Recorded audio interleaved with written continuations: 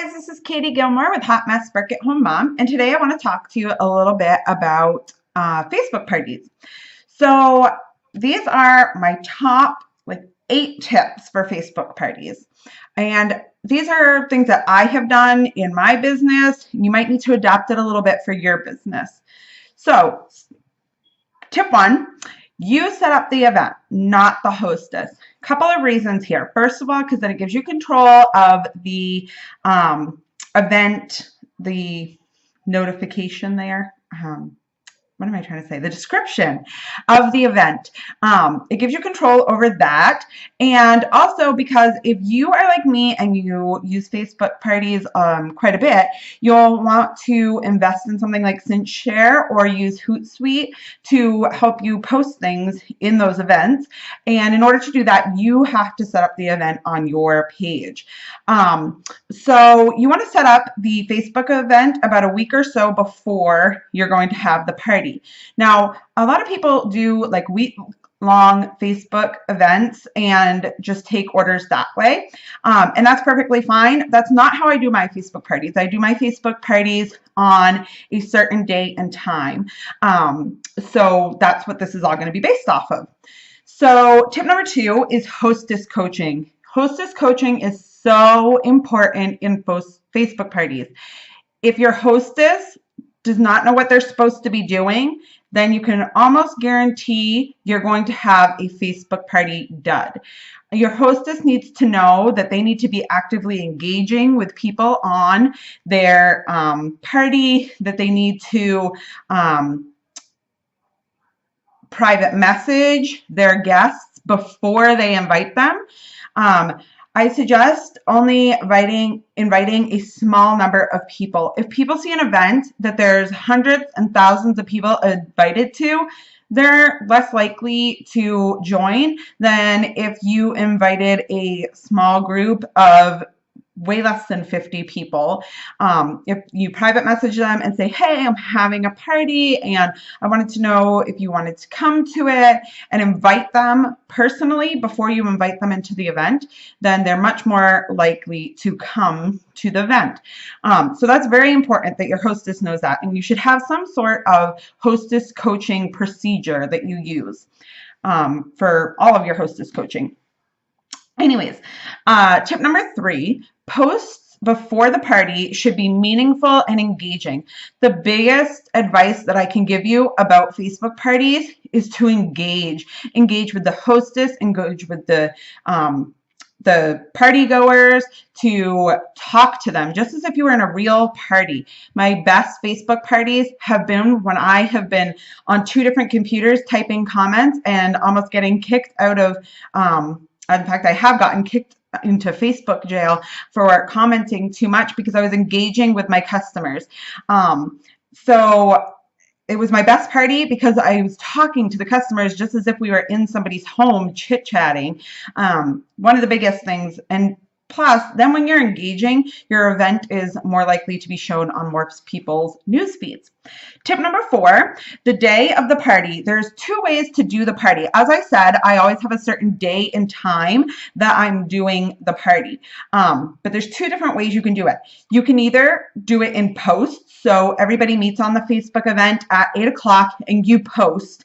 And you would do something like post number 1 would be an introduction to yourself and your business. Post number 2 would be about this product, etc.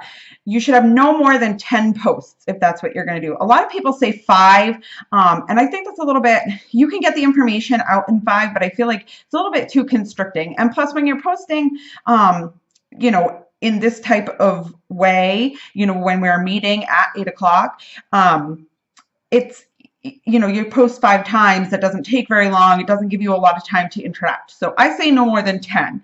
The other way that I've been doing a lot lately and has been really successful to me is I go in the event and I go live in the event. And then I present just as if I was at a home party. I, introduce myself, I show some products right there on the webcam, I go through my whole presentation just as if I was at somebody's house. Again, it's really important that people are engaging. So you want to make sure that when you're doing that, when you see people are coming on, you say, oh, hey, or not maybe in the middle of your presentation, but at first as you're building, as that live video feed is building. Okay, so tip number 5, have a script or a game plan. And this goes for whether you're doing posts or whether you're doing live. You should have, if you're doing posts, you should have posts 1 through 10 written, and it should, post 1 should introduce yourself and your product. Post 2 is going to introduce this line of goods. Post 3 is going to explain something about your company. You should have a game plan. And then your last post would obviously be telling people how to order, and I'm going to get to that in a minute. And then if you're live, same thing. Have note cards, whether you have them pinned up in front of, on a wall in the back of your webcam, or whether you hold on to them and look at them. I often, when I am in somebody's home doing a party, I almost always have my note cards. I'm a nervous talker, and I just go blah, blah, blah, blah. And so if I don't have those note cards, I am lost. In fact, I almost lost them in front of a home party one time, and I was panicking. So make sure that you have your intro, you talk about a few of your favorite items, and the biggest, most important reason that you want to have this script. I don't necessarily suggest that you copy and paste that script. It's so that you know what you're saying for that post. You know that during post 1, you want to talk about yourself and your company. You know about post 2, you want to talk about this certain product. And you can tie that in. Post 2, you can say, okay, I was talking about product A, and then you can go ahead and be like, oh, me and Sally, we met over product A because we both loved it so much, and, type that out or whatever. And so, individualize it to your party, but make sure you have a game plan going in. You don't want to be sitting there like, post 1, what should I say, da, da, da, as the party is going on, because your job during that part of the party, whether you're live or whether you're posting, is to engage, interact, and socialize, just as if it was a home party. You need to be talking to those people and getting them to interact. It builds a relationship between you and the people that are at your party. And it also, it helps you answer questions. And on Facebook, it helps your event get out there even more. So tip number 6 is opening up the party for orders when you're doing a Facebook party. Now, some companies, you probably just send your hostesses or customers rather right over to your website. And if that's how you guys do that, that's fine. But some tips of things that I do for my company is once it's time to order, I let everybody know that it's time to order and these are the steps how to do it. I send people to my website to look for things and add them to their cart, and then I have them screenshot their cart and send it to me. Now, why would I do that and make all that work for myself? Well, because when I have their cart, while I'm sorting their cart, I send them a Google Doc for them to fill out with like name, address, email, whether or not I can text them, all that kind of stuff. So I have them fill it out and I look at their cart. Is there, any deals that I can give them? Is there, did they order something and they needed something else to go with it? Or it would, can I offer something else with that? So that I kind of have that control over their cart so that I can kind of offer them some stuff or, that sort of thing. And then I have that Google Doc with their name, address. I can send a thank you card. I can email them, all that stuff is right there. And those are things you probably get off of an order if you sent them to your website too. But for me personally, it's better for me to put the order in, into the system. So as far as payment goes, I use, again, this is something that's going to be system to system, but I use PayPal here a lot. I take down their email, I email them an invoice, they pay it, it's done and over with.